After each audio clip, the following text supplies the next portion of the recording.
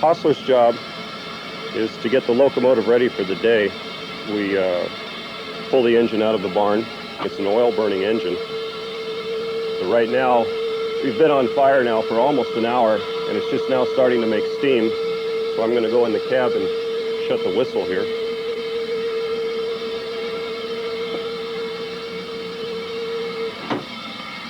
To fill the hydrostatic lubricator, you crack the drain. So we need to get all the water and condensation out from the day before, and that drains down here into the tricock cup. And then you crack the plug. Hydrostatic lubricator uses steam to feed tallow oil, which is primarily an animal fat oil. It's a high temperature oil. It's used to lubricate the valves, the cylinders, and the compressor. We had a cold morning this morning, and so we leave the tallow on the back head at night to warm up. Okay, it's drained out, so we'll just fill it up, close the drain. For the mechanical lubricator, which is mounted here on the engine cowling next to the steam jam handle, it's actually a 3-feed. We only use 2 of the feeds. One of the feeds feed the steam jam, which is got 2 steam cylinders located on the outside of the frame on the fireman's side to control the brake rigging on the locomotive. And then another feed, which is a secondary mechanical feed or a backup feed for the steam chest. Okay, this is our steam pressure gauge. This is how the fireman and the engineer can tell what the pressure is in the boiler. We operate it at about 180.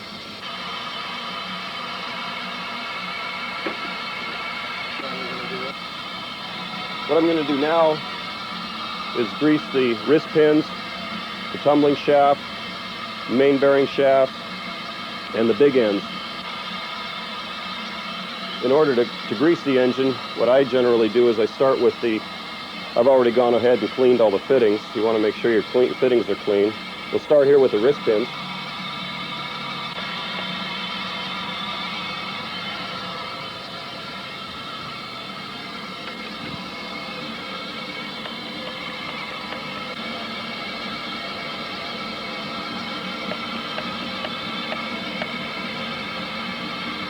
Those are the wrist pins. This is the tumbling shaft here. This is what actually controls the valve gear. It's connected to the Johnson bar in the cab. This I just need to give a little bit to. These are the eccentric straps. Now, depending on where the valve block, this piece here, is in the eccentric, controls your direction and your steam cutoff to the cylinder. All the bearings on this locomotive are phosphor bronze friction bearings. Roller bearings weren't real popular on the shays until much later on in their development, and then mostly on the big shays, the Pacific Coast types. Now I'm going to do the crankshaft bearings.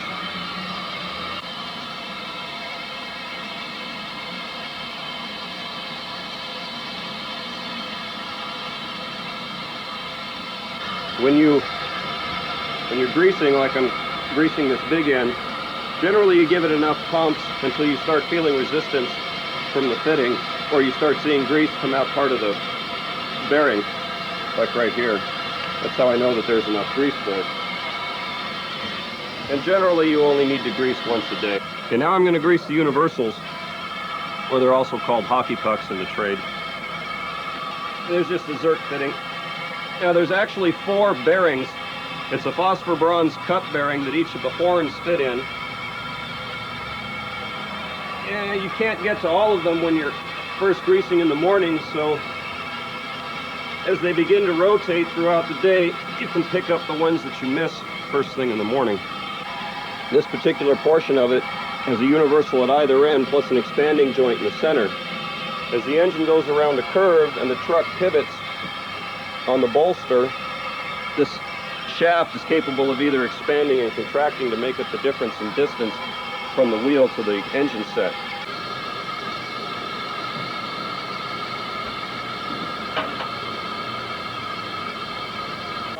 In the pre-1900s, and actually even until fairly recently, a lot of engineers and firemen and crews were assigned to a particular locomotive, and they all had a great deal of pride in the equipment that they worked on, so they spent a lot of their own time cleaning the brass and adding personal touches, putting a ship's clock on the gauge cluster in the cab, or spending extra time polishing the brass.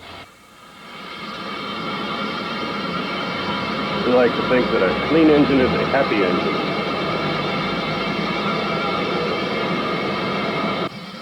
Okay, now that we have about 30 pounds of steam, I'm going to start warming up a few things. This whole manifold assembly here is called the turret, and it's fed through steam directly from the top of the boiler. So the main turret valve is located just here behind and above the steam gauge.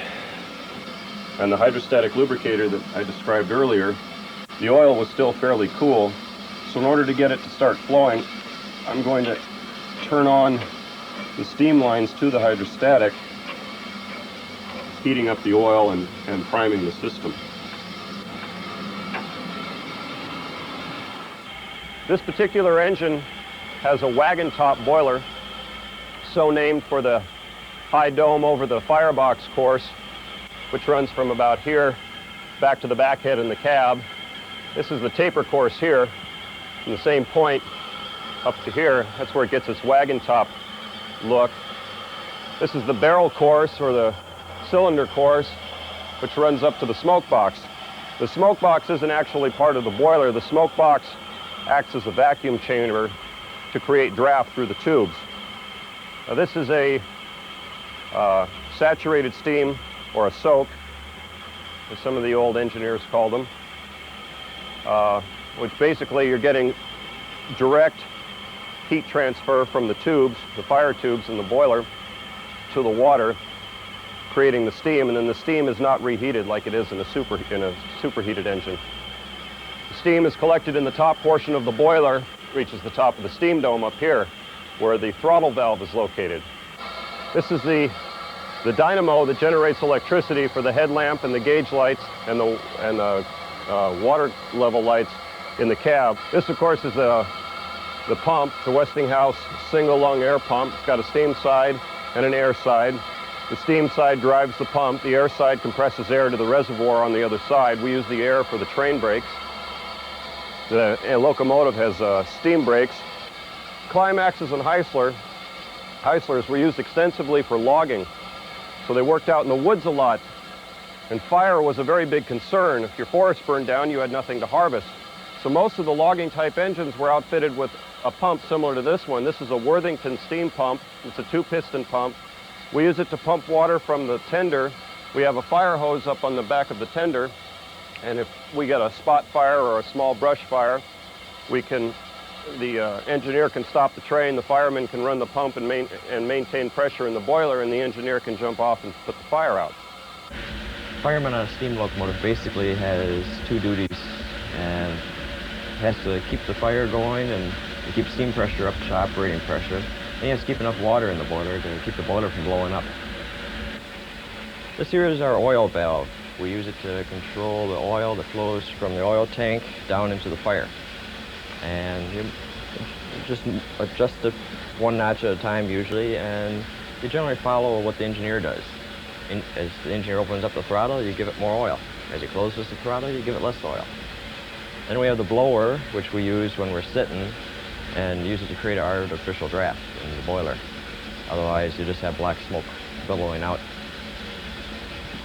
This here is our injector, which puts water in the boiler.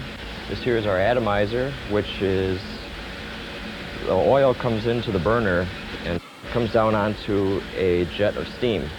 And the jet of steam is what we call the atomizer, and this is where we control how much steam is coming out of that jet.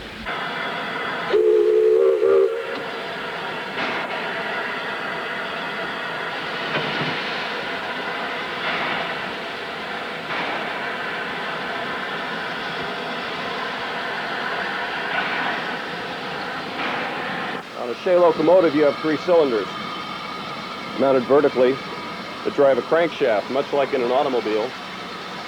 And then that power is transferred through line shafts with expandable joints and universals to the line shafts in the truck. So this is a 2-truck Shea, so it's got 8 driving wheels.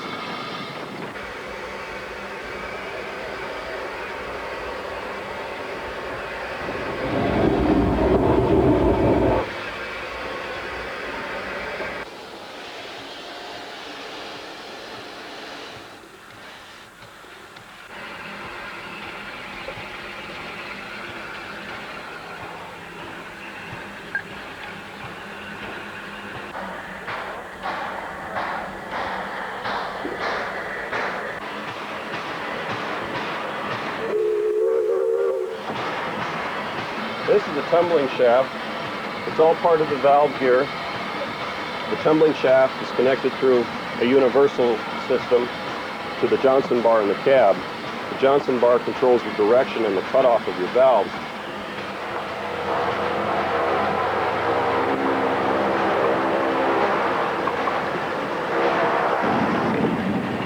The valve motion is controlled by these eccentrics. Every eccentric, with 3 cylinders, every eccentric is connected to the tumbling shaft through an arm and a linkage.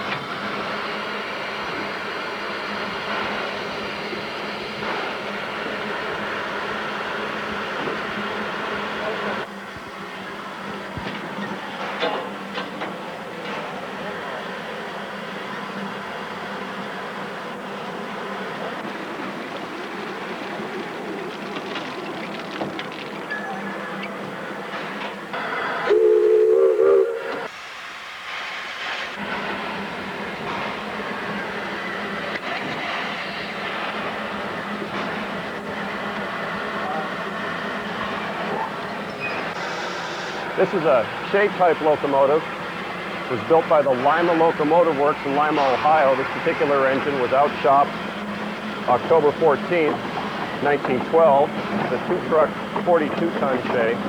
The Shays ranged anywhere from 8 tons all the way up to 150 tons later on. This was a fairly common model. This is a catalog model. The Shay locomotives, originally designed by Ephraim Shay, who was a blacksmith in a logging community, saw a need for a type of an engine that could handle steep grades, work on tight curves, and work on pretty rickety tracks.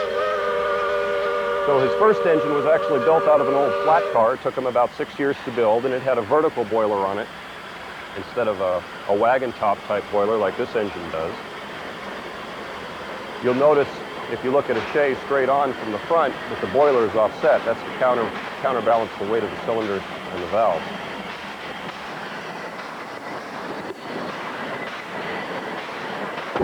Shortly we'll be pulling out over Indian Creek Trestle. The highest point, it's about 45 feet off the forest floor. It's the sharpest radius railroad trestle in North America. It's got a radius of about 70 feet, the whole curve does. It's also got about a 5% grade. Once we come off of that, we'll be hitting the steep grade on the railroad. It's an 8.5% grade. And we'll be able to demonstrate what this engine's really capable of doing.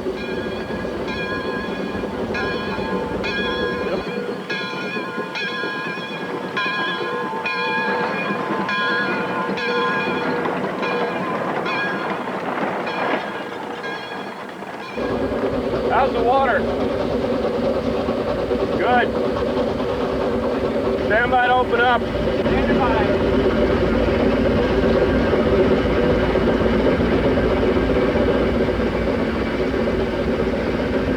Here we go. Okay.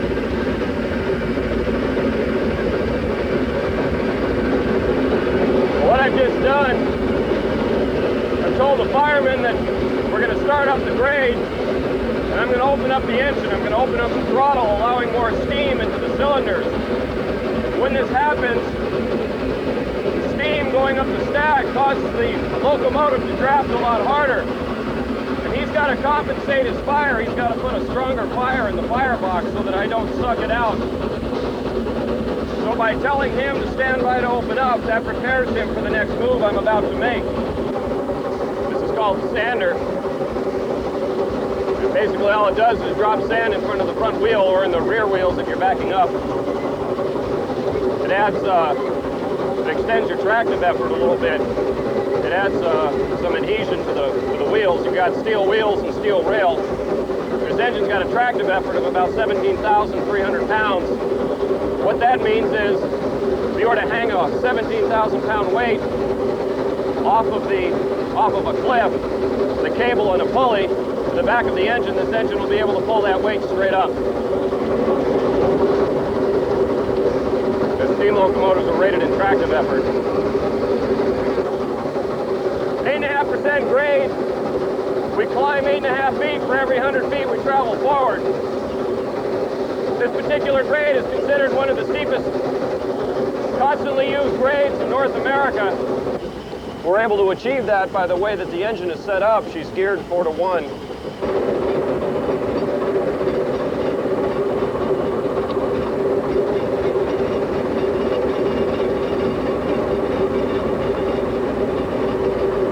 And what I'm doing now, since we leveled off, I eased off the throttle a little bit.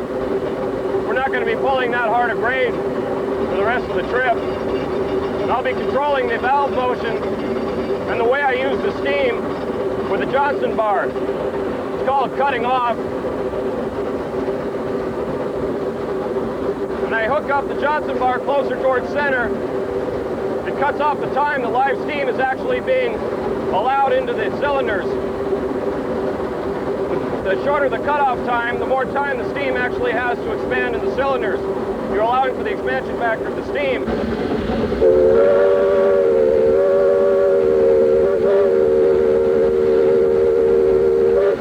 Switch is clear. Switch is clear. Stand by to ease her down. Standing by. Ease her down. Ease down.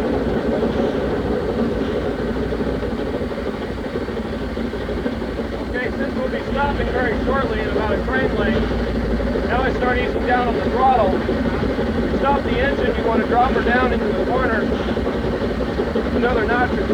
You don't want to go all the way. I'm going to slowly ease down on the throttle and let the engine stop against the pressure of the steam in the cylinders, and then I'll engage the steam jam to hold the engine. Since the whole train is still on a slight uphill grade here, ease her down a little more. Closing off the throttle a bit more. Okay, ease her to a stop. Okay, I'm going to stop.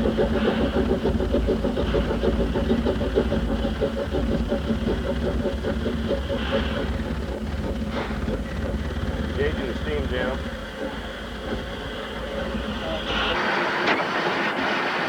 Now, right now we're sitting on a tail track. It's a dead-end track. This is the lower portion of the switchback. We built the switchback in 1976 to bypass the burned-out Spring Canyon corkscrew trestle. Switchbacks were used extensively on logging and mining operations to gain elevation in a short period. What we'll be doing is we'll be backing up a 9.25% grade to another tail track, at which time we'll throw a switch in front of the engine and we'll be able to continue on the main line. Right now we're just waiting to have enough water in the boiler to be able to do that. Okay, I'm going to put a little bit of water in the boiler. And in order to do that, I use the steam injector. You open up the priming valve like this, and what that does is it shoots a jet of steam down the overflow pipe and creates a vacuum in the injector, which lets the water come up to the injector. After that it starts priming, you look out the cab to make sure that you got water coming out. You open up the main nozzle, which shoot the water into the boiler. Then you close the overflow pipe. Now we're putting water in.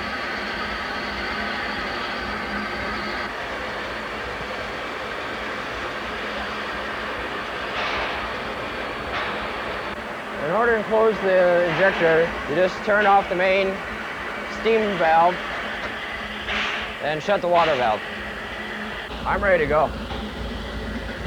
Throw the Johnson bar in full reverse. Now we'll be pulling a 9.25% grade, or pushing actually. So I'm going to leave the Johnson bar in full reverse all the way up the switchback. Okay, here we go. A lot of running a steam engine is feel. That's why sometimes I'm not exactly looking at what's going on. Let a little bit more off on the steam jam. The steam jam's in full release. Close the cylinder cocks. You ready? Here we go. Opening the throttle.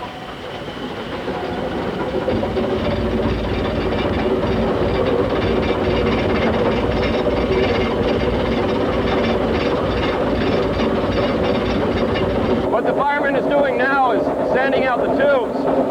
By pouring sand into the firebox, the draft sucks the sand through the flues of the boiler and knocks all the soot, scale off the inside of the tubes.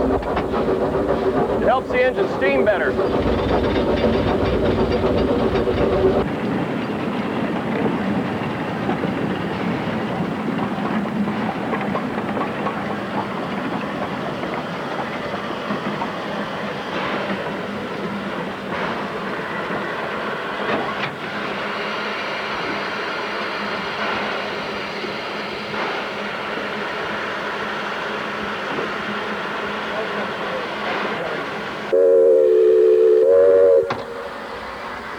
We're going to do a hill start here. I leave my cylinder cocks open and open up the throttle just enough. As soon as I get steam out of the cylinder cocks, I release the brake, continue to open the throttle.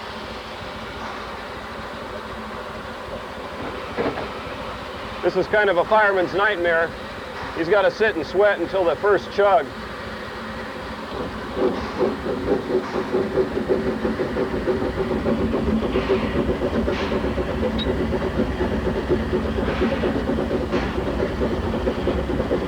Really nice run up the hill. Very good run up the hill. Hang in.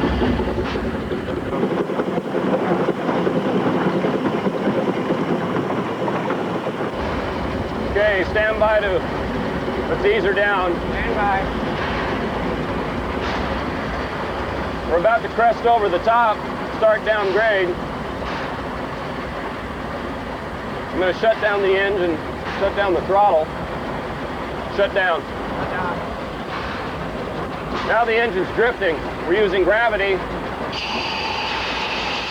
and the train brakes to control our descent.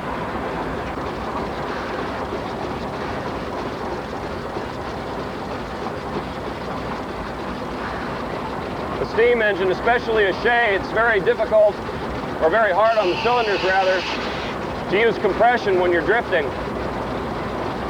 It puts a lot of excess stress on the gears, the ring gears and pinion gears on the line shafts.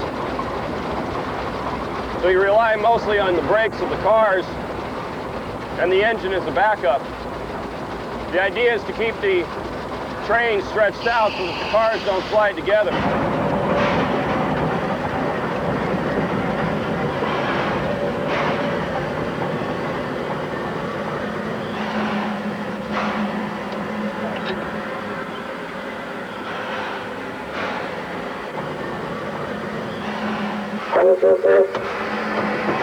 Now we're going to back down the ladder track of the switchback.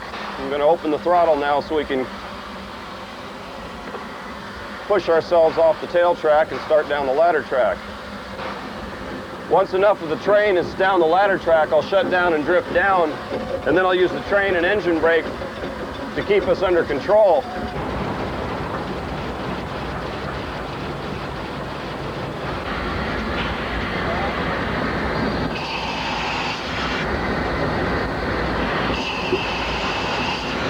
Standard gauge in the United States is 4 foot 8.5 inches.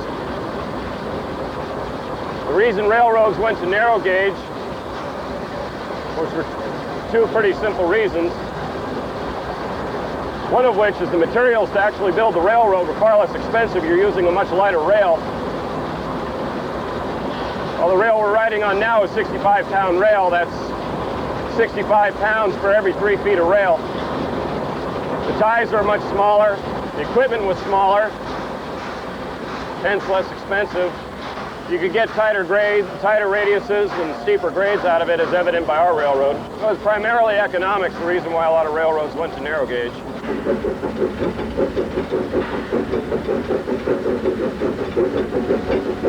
Ease her down. That'll do. Okay, the fireman's gonna go get the switch so we can get back on the main line.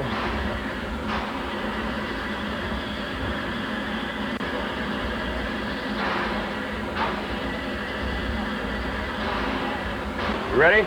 Ready. Release my engine brake. Since we're on a slight downgrade, the engine will just start coasting. As soon as we start picking up a little speed, I'll start making my reductions on the train brake. 5 pounds.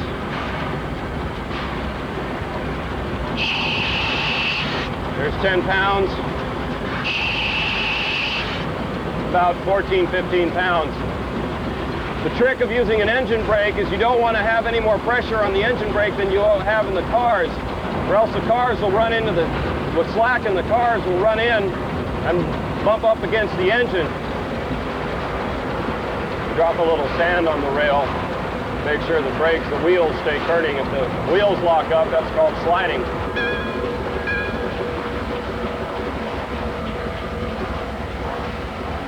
Easier to a stop. Easier to stop.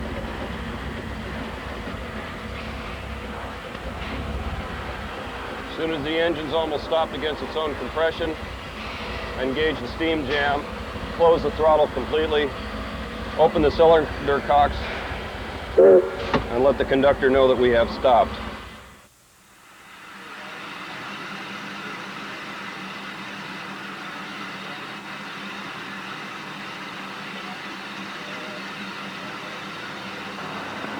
Okay, getting ready to light the fire. We have steam pressure on it from yesterday. We warmed it up. The first thing we're going to do is blow the water that's collected in the blower line and the atomizer line out, clear that, and get steam in there so we can light the fire.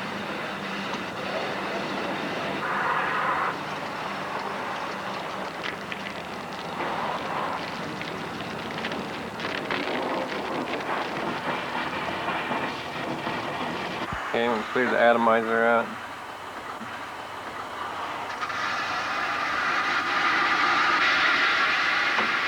Open the damper. Okay, now we're ready to light a fire.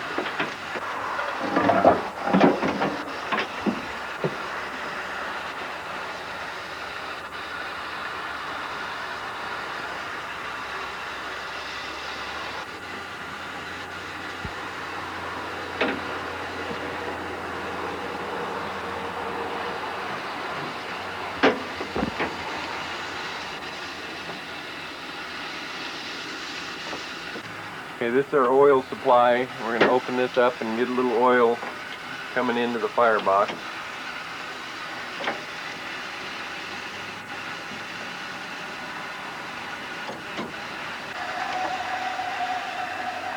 The blower on.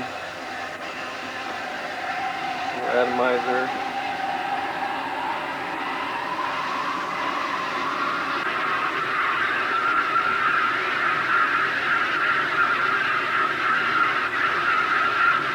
Start out with kind of a small fire, let everything kind of warm up in there, the metal in the firebox. And as it warms up and the pressure builds up, you can go ahead and build the fire up a little bigger.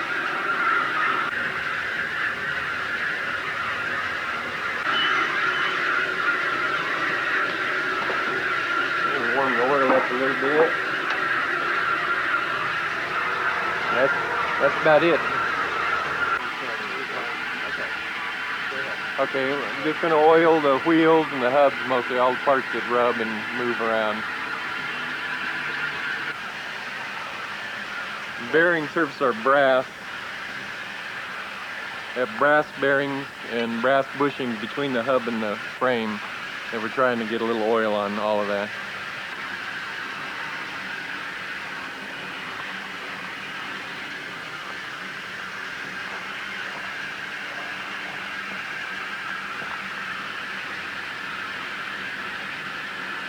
This oils your crossheads on either side and the steam valve and steam cylinders.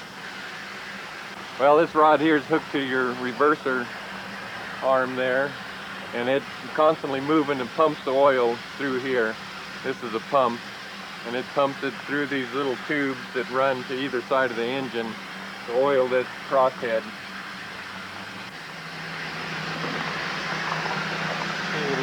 on the balloon.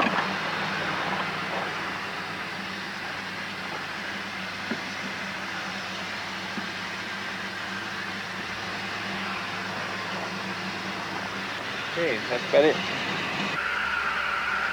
What we'll be doing here is greasing 13 grease fittings. These used to be in the old days, but before 1915 when this engine was built, everything was greased with just pouring oil on it. This particular engine does have 13 fittings that are greased by the grease gun. Basically, the fittings that we're doing are all on the side rods.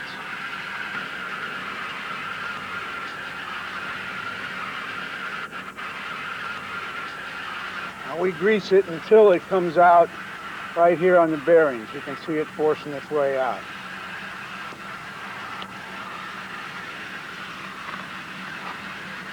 Now some fittings are back where they're kind of hard to get to.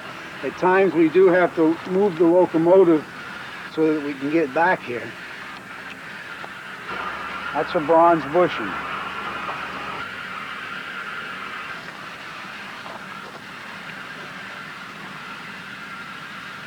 Okay, now we're going to blow down the boiler because we have a valve that's on the bottom of the firebox around the mud ring where all the impurities in the boiler water is kind of settled.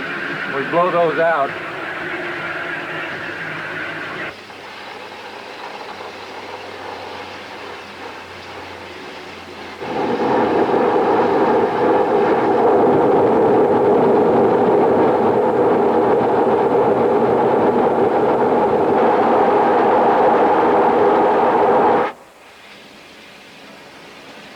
Okay, we operate 175 pounds steam pressure. We have safeties that are set to go off about 183 pounds. Okay, we're going to turn on the air pump, put the steam in there, steam operated, and let it warm up and get all the water and moisture out of it.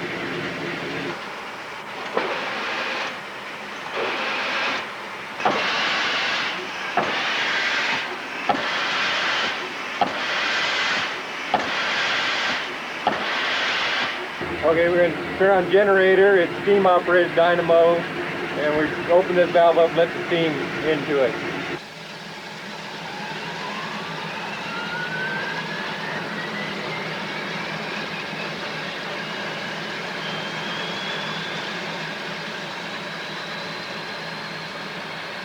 This is the injector. You put water from the tender into the boiler. You open up this bottom valve and let the water supply up to the injector. And this valve lets steam pick up the water and force it into the boiler. Okay, this is the water gauge. It tells you the water level inside the boiler. And you want to try to keep it up in the top half of the gauge. Keep the water well above the firebox sound tube.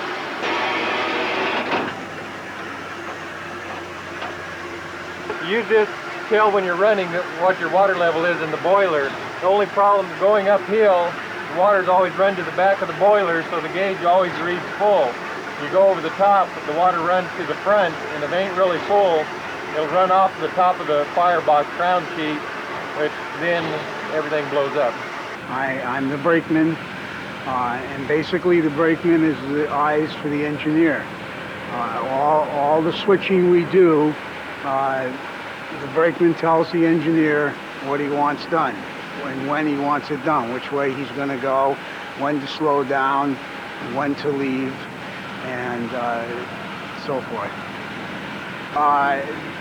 This is the signal to come towards me. This is a signal to go away from me. We use one hand when we're up to speed. As we drop down in speed, the brakeman gives the engineer the signal. We're 2 car lengths from where we want to be, down to 1 car length. Then generally he'll jump off the car and signal to come towards me till he gets within 10 feet. Then we start using 2 hands. When he's there and we want him to stop, down is stop.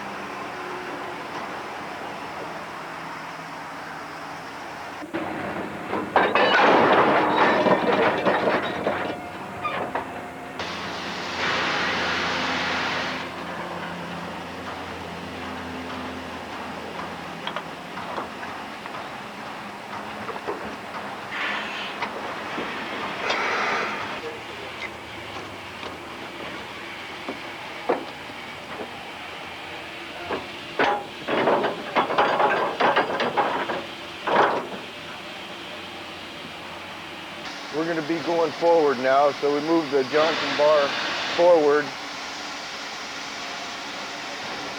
Release the brake, pull the throttle, and give 2 toots, and we'll be on our way.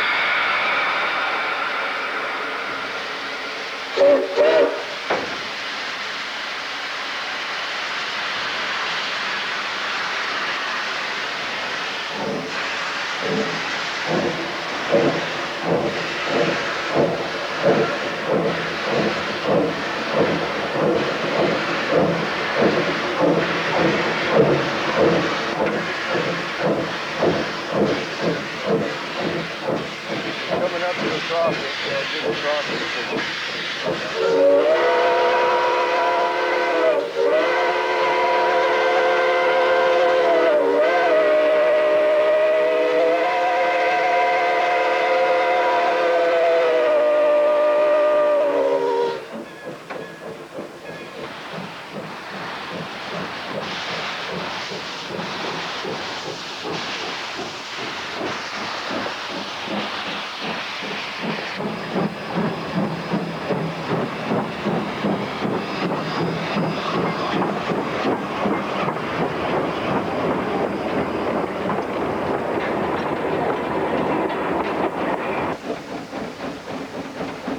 Once we get going a little bit, we pull the Johnson bar back a little bit. It conserves fuel. It works. It uses the expansion of steam instead of the volume of steam.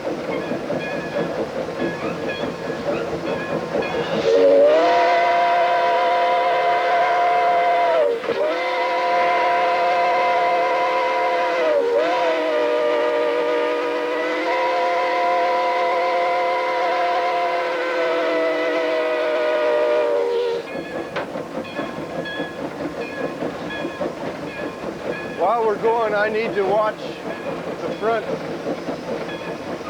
of the train, make sure there's nothing on the tracks, and I also look back when we're going around curves to see, make sure the rest of the train is where it's supposed to be.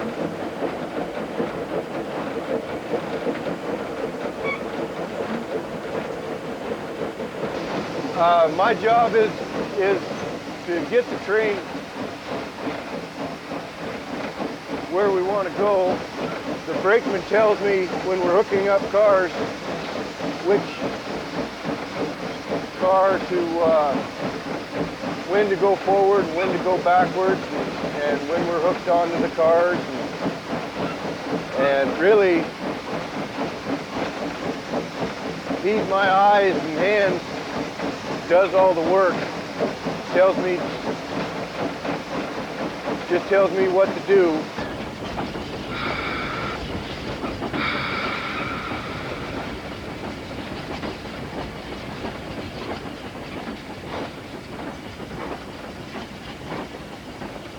Coasting down the hill, I'm just using the independent brake, just the locomotive brake, to slow us down, to try and just keep a steady speed down the hill. Later on, when we hook more freight cars on, we'll be using the train line brakes and using the cars to slow us down more than the engine.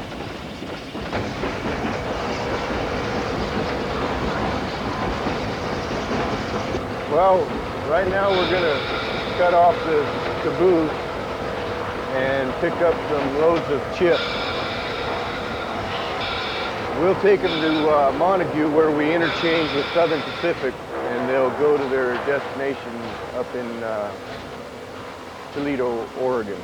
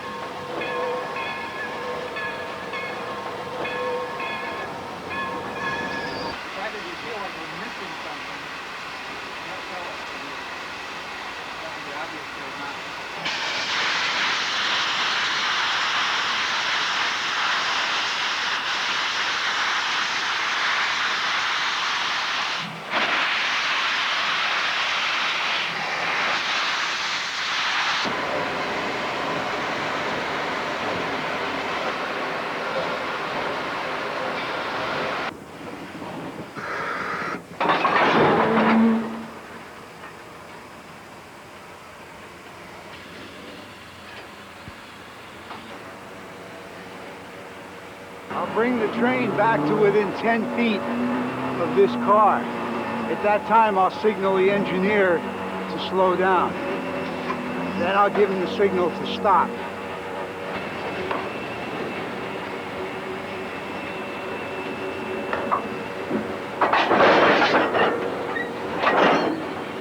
Now I'll give him the signal that I'm going to go between the cars, and I'll connect up the air hose.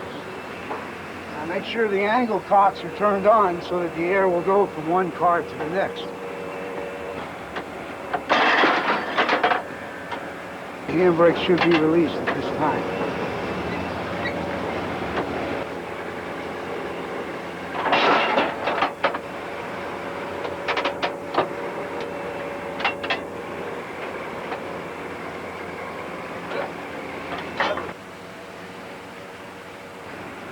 The dangers would be that you can give the engineer the wrong signal and he can crush you between the two cars. When I go from one side to the other, I never go underneath. Always climb up over the top of the coupler. So at least you have the protection of the distance of the coupler. And some of us need it.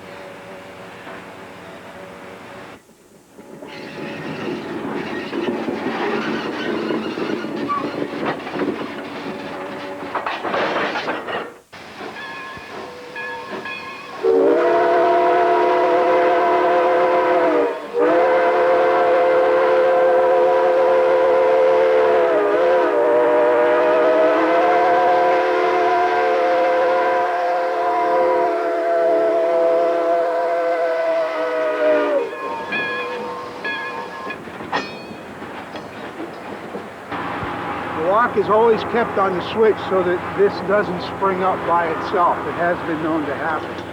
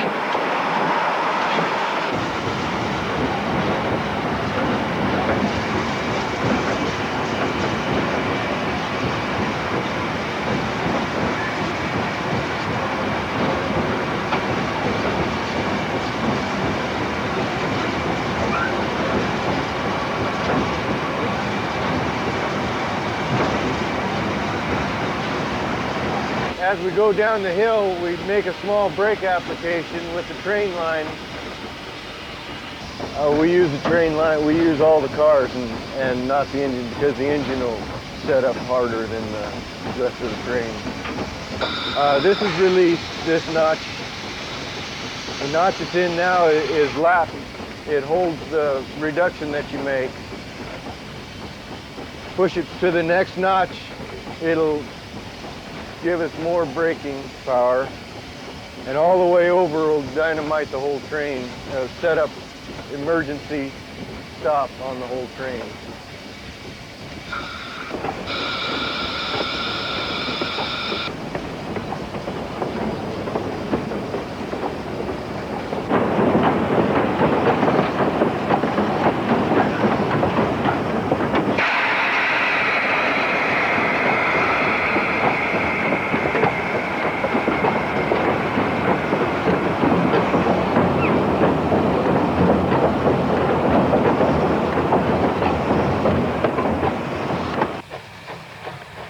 Locomotive was built in 1915 by Baldwin Locomotive. It was originally worked in Arkansas at a lumber mill, I believe. Then it was, a few years after that, it was transferred to Mexico. Or sometime in between there, we think it was changed from coal to oil, which it is now. And from Mexico it came to McLeod River Railroad. We, Wairiko Western Railroad, bought it from McLeod and hauled freight here till the diesels came out.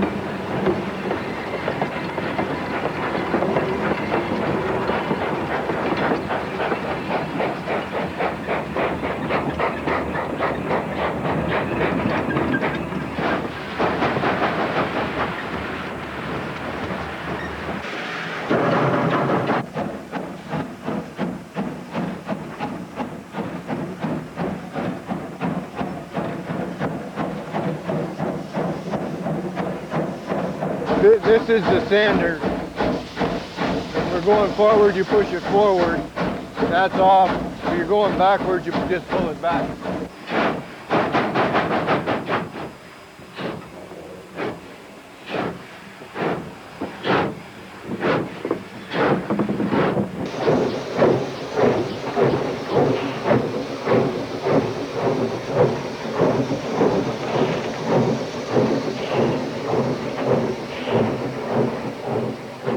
I've been working for the railroad here for 11 years. Been on the train crew for about 6.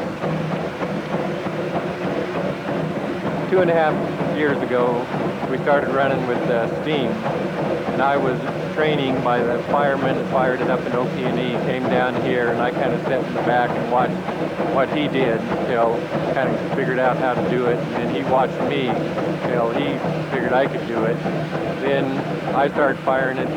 About 2 years now I've been firing it, and we do we're working railroad. We haul freight, lumber, and a little propane gas, and it's a year-round job. Do a little track work, a little bit of everything.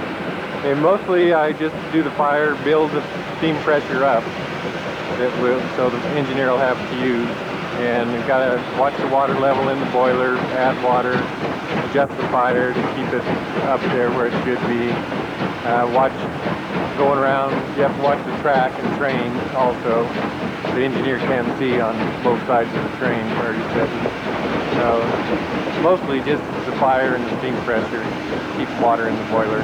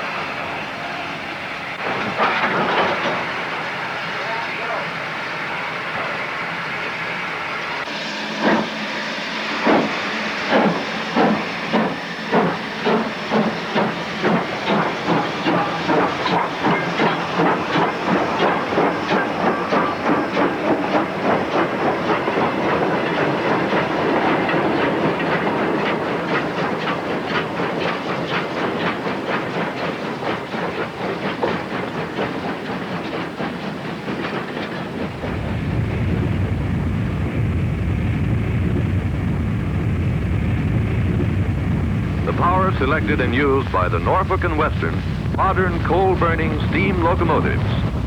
Some of the largest and most modern are developed and built by the railroad's mechanical employees in the Roanoke, Virginia shops. And here we see the casting, a driving wheel in the rough. All driving wheel axles of 116 of the road's modern locomotives are fitted with roller bearings. In addition to the driving journals, this class locomotive has roller bearings on the journals of the engine truck, trailing truck, and tender truck wheels. I guess, well, your modern steam locomotive was you had the high-capacity boiler, the ability to produce a large amount of steam. You had the superheaters. Well, this one was relatively modern in that it's equipped with roller bearings on all axles. You have roller bearings or needle bearings in the valve gear. It's got mechanical lubricators, so you don't have to go around and oil the valve gear and everything with a little oil can. It's basically eliminating the oil can from the engine. You don't need that. Lubricators, they're good for about 500 miles or so. The valve oil side uses a little bit more than the engine oil side, but you're lubricating a lot more cylinders and a lot more, all the slip joints are lubricated with your valve oil. The articulating pin is with valve oil. All the ball joints are with valve oil. Your stoker, your air pumps, anything that uses steam is valve oil. And the engine oil will last a little bit longer because you don't use it at quite as many points or as much of it at any given point, but it'll lubricate your shoes, wedges, it'll lubricate the valve gear up in the frame. On the side rods it has friction bearings, or what they call plain bearings. It's just brass bearing on a steel pin, and they're used with hard grease, alumite grease, and that's the only place this thing is still, quote, old.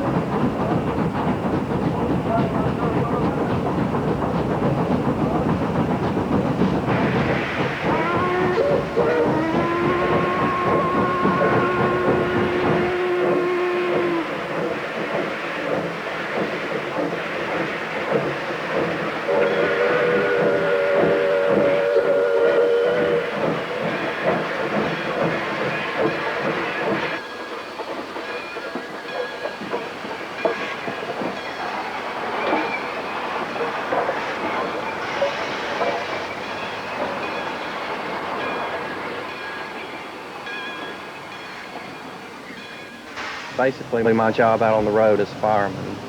And in the mornings when I come in, I'll see how the engine has been prepped the night before by the night watchman. I'll check the condition of the fire, check the condition of the water level in the boiler. And if something's wrong, I'll correct it. And basically, what I do when I come in the morning is get the engine ready to go out on the road, get it ready for the run that day.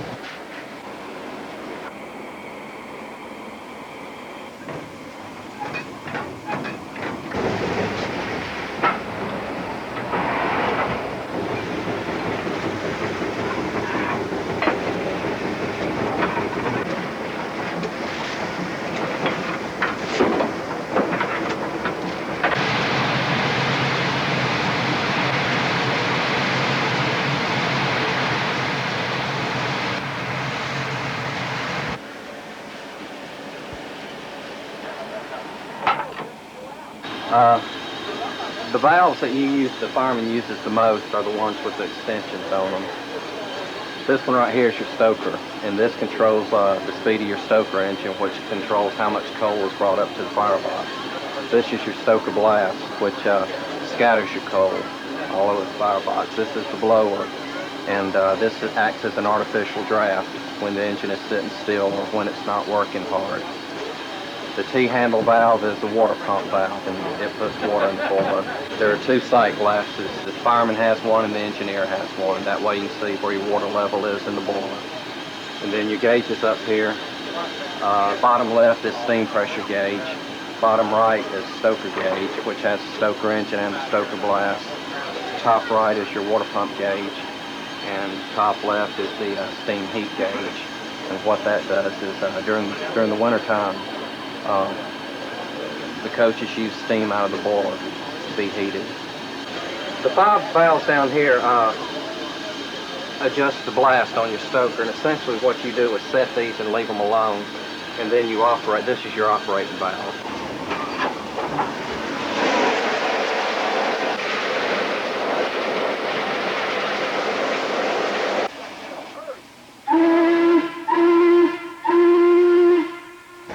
Okay, my name is Bob Saxton. I've been working on steam engines now since 1978. Steam engines are very simple machines. I mean, they look big and complicated, but it's really very simple. The next part is knowing when to do it and how much to do it.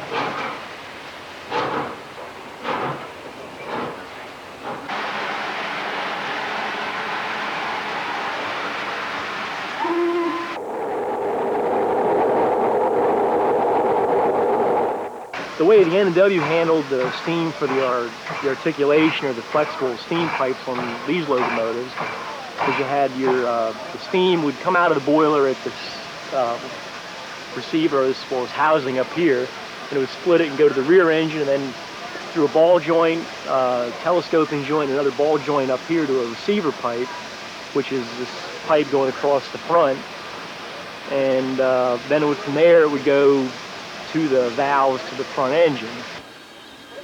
You operate the throttle, which is this lever's coming down from the roof. Then you have your reverse over here, or Johnson bar, as they used to call it. You got your brakes here, your brake stand. You have this is what they call the automatic brake or the train brake. This is your independent or engine brake. Now, your automatic brake, when you apply it, will apply the brakes on the locomotive and all the cars. And you use that to control the speed of your train to stop or whatever you need to do. Your engine brake or independent brake works independently of the train brake. So I can use the train brake to stop the train, but what I'll do is I'll keep the engine brake released by depressing this handle, which will keep the train stretched out and all the slack, free. Now here you have your brake pipe and brake cylinder pressure. And the white hand is your brake pipe, which is the pressure in the train line going to all the cars. The red one is your brake cylinder pressure on the locomotive. The white one here is your equalizing reservoir, which is the reservoir you use to control the brakes on the train, the brake pipe pressure. The red one here is your main reservoir pressure, which is the pressure in the reservoirs on the locomotive from the air compressors. All right, then you have your boiler gauge, which the fireman also has, and then your speedometer, which is both pretty straightforward what they are. Now we have a water column here that has, which is this, which has 3 gauge cocks and water glass. Now the gauge cocks correspond to the bottom, middle, and top of the water glass to let you know what your water level is. The glass is a shut-off valve, top and bottom, so you can shut it off, say the glass were to break or something like that. But so you could have a false indication in the glass by shutting it off. You open them, and if you got water coming out like that, you have water in the boiler. Now, we have the water up pretty high right now, so we'll have water out of 2 out of the 3. The third one will be all steam.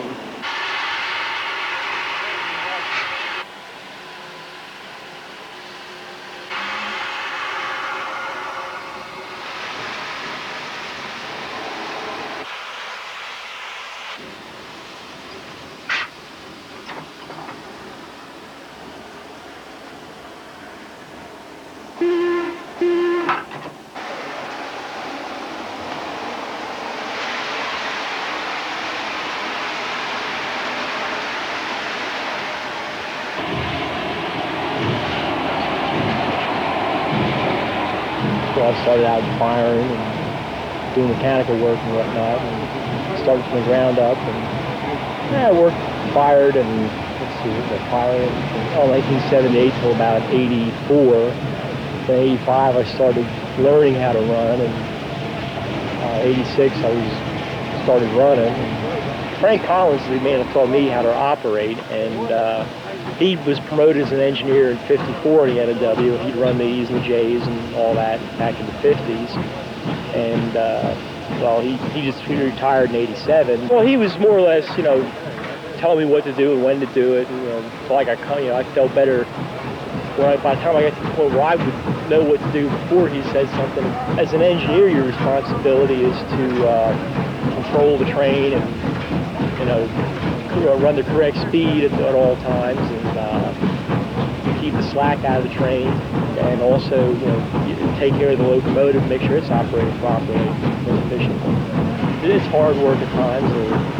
It's a lot of concentration. You have to always be aware of what's going on top of it. And it's not so much physical labor, but just mental labor.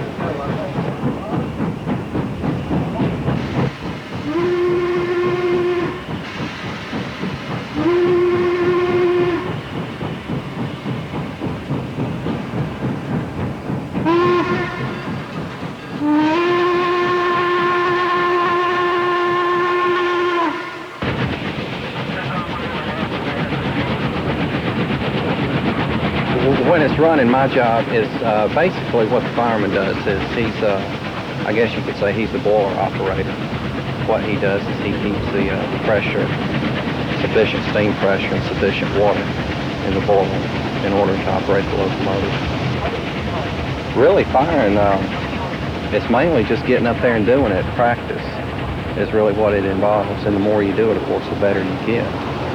And we run all over the system, so we run in different kinds of terrain on the railroad.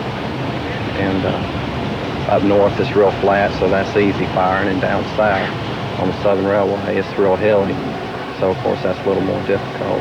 When I first started, I rode up on the engine to see what the procedure was and to see what was going on and how things were done. And then they just put me down in the seat and said, "Here, have at it."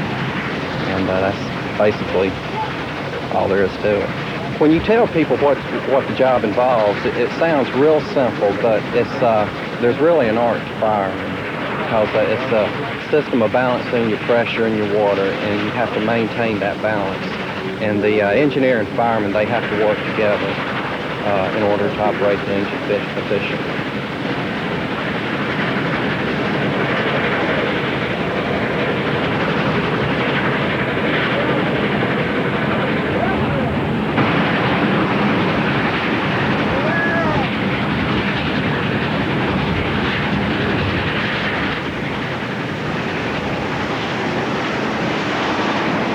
Hold up one finger, that's for a clear signal. It's loud up there, so you have hand gestures and hand signals. Hand gestures for signals to call, and then hand gestures to do certain things, like if he wants me to blow the engine down, he'll make a certain gesture, or if I want him to pull the injector up, I'll make a certain gesture. This engine is equipped with a feed water heater, and your water heater uses exhaust steam to preheat your water before it's dumped into the boiler. Well, if you're drifting downhill, you're not working much steam, so you're just essentially dumping cold water in the boiler. So when you're going downhill, the engineer has an injector, which he uses, and that uses steam, which will heat the water a little bit. And going downhill, the engineer knows to pull on the injector, and I know to shut the pump off. And like I said, you don't see us talking back and forth, but really we're working together, and you have to work as a team.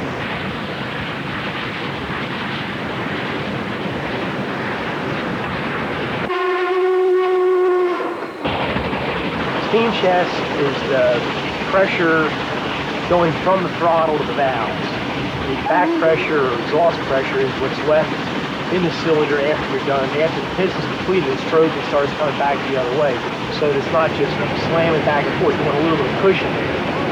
You don't want to get too much, because then you're working against yourself, and your back pressure is too high, you'll start tearing the machinery up and working the fireman to death. And what you do is you control the pressure of the throttle and the amount with your reverser. What you're doing in the reverse is you're controlling the cutoff of the valves. When you're starting a train, you have full travel of your valve, which would be a long cutoff, so that more steam can get in to do more, to do the work. As you're picking up speed, if you maintain that long cutoff, you're still using a greater volume of steam to do the work. It's like driving a car in the first gear. It's 6, you can do it, but it's hard on everything. What I do when I look in the firebox is I'm checking the condition of my fire. A good road fire is a flat, thin fire, and you want to maintain that at all times. You can run into different grades of coal in the same load, and different grades of coal will make your fire react differently, and your fire can pile up, it can get thick. And by looking in the firebox, you're checking your fire to make sure that everything's all right. This engine is a stoker-fired engine, and the coal is brought up through a trough. It's got an auger, a screw that turns, and this controls the speed of your stoker engine, which controls how much coal is brought up to the firebox. And the coal is brought up and is dumped onto what they call a firing table. And this table has vanes on it, and behind the table are steam jets, and when the coal is dumped onto that table, the steam jets will blow the coal and distribute it evenly over the fire. The 5 valves down here adjust the blast on your stoker. This is your operating valve. Make sure the fire is flat, level, and thin.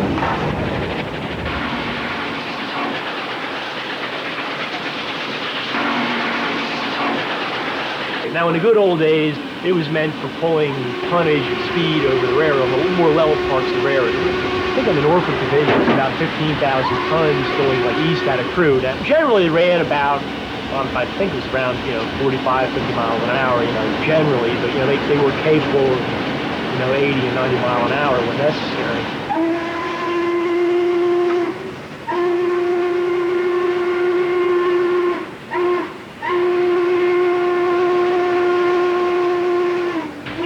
The merchandise freight train from Roanoke to Williamston, a distance of 200 miles over 2 heavy grade districts. After quick servicing, she is dispatched handling a tonnage train of coal to Portsmouth, Ohio. Meeting her sister with 175 empty coal cars, we see her in the Ohio River Valley with her tonnage, a train of 13,000 tons moving along at 42 miles per hour. With roller bearings on all wheels, 300-pound boiler pressure, and 70-inch drivers, she has available 6,300 horsepower at the drawbar. Leaving Portsmouth, she handles a 5,200-ton fast merchandise train to Columbus over a district of some favorable grade conditions, but with a ruling grade of 0.3% and 10 miles long. Cheap to operate and maintain, dependable in service with a high ratio of availability, versatile in ability to handle various types of trains, and all without heavy capital expenditures for terminal and roadway facilities. This is the modern coal-burning steam locomotive.